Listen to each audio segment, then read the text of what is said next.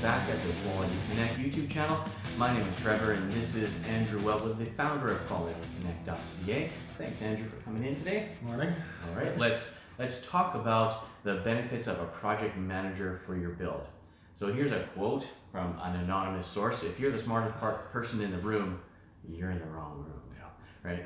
So tell us a little bit of story about project management and our topic today. Well, project management seems to be a very overused word, I'll say. I've noticed this, and it's a great quote from a friend and a builder that I work with. Is pretty much everyone would like to describe themselves as a project manager.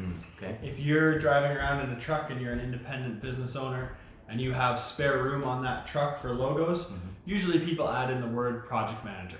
There's framer / project manager, landscaper / project manager, painter / project manager, cribber / project manager. Pretty much everybody on there. If there's a little bit of room after what their initial business plan is, they add the word project manager onto it. Okay. And that's not always true.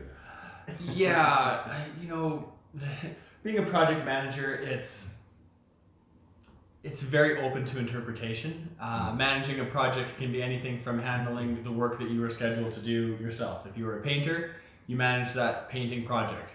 You started painting, you ended painting. Congratulations, you managed a painting project. All right. That's not the same as managing, the construction of an apartment building. That's a bit different. A lot different, yeah. So Awesome. Technically, both project managers, just different scope of project. I don't think they overlap in their skill set.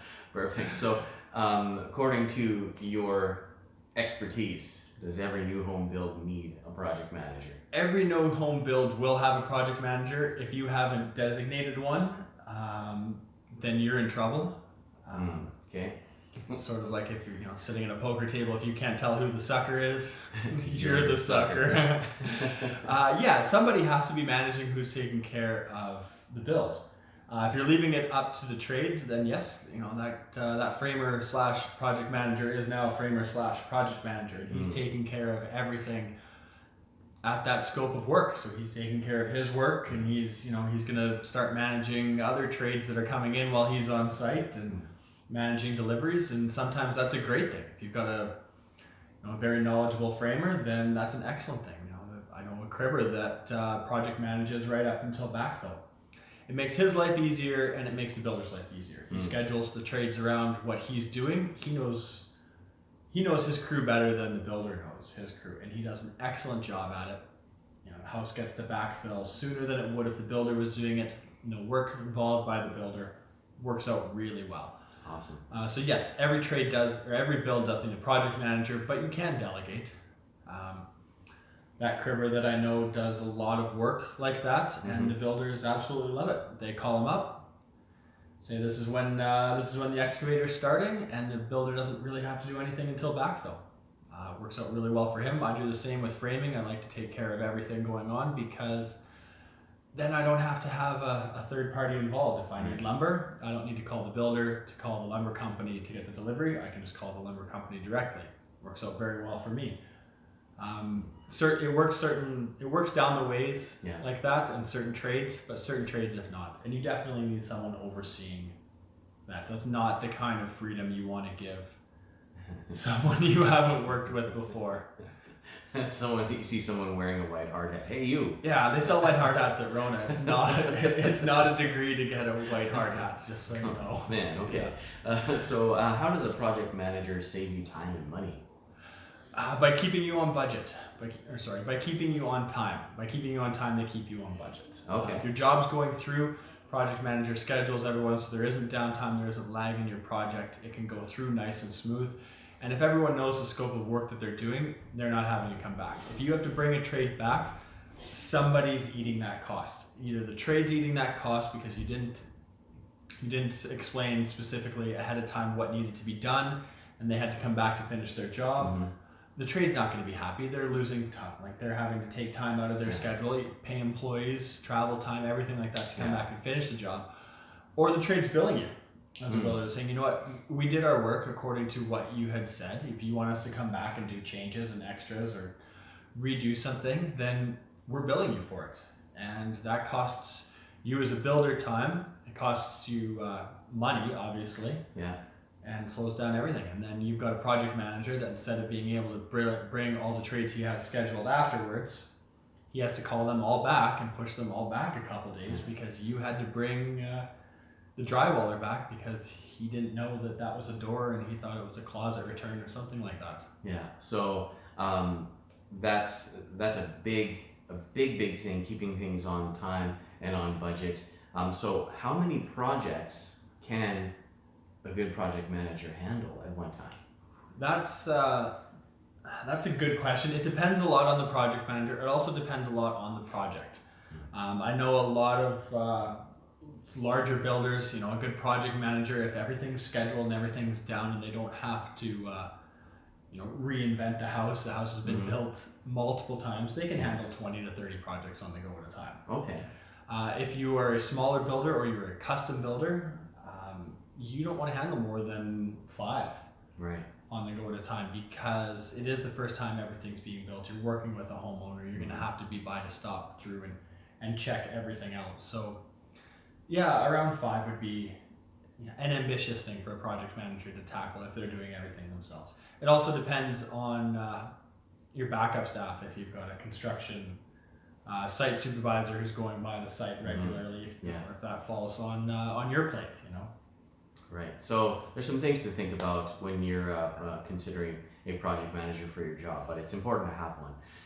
So what does a typical project manager charge? I know new home construction, some of them charge a flat rate. Ballpark them around $30,000. Depends on the project, the scope of work, how much involvement they need. Right. Are they picking out colors? Are you building this as a spec house? Are they searching all the trades? Are they using their trade base? Do they have to manage, as a home owner, do they have to manage your trades? Right. Which costs a lot more because managing other people that you haven't worked with is a lot more time. Yeah. Some managers are cost plus.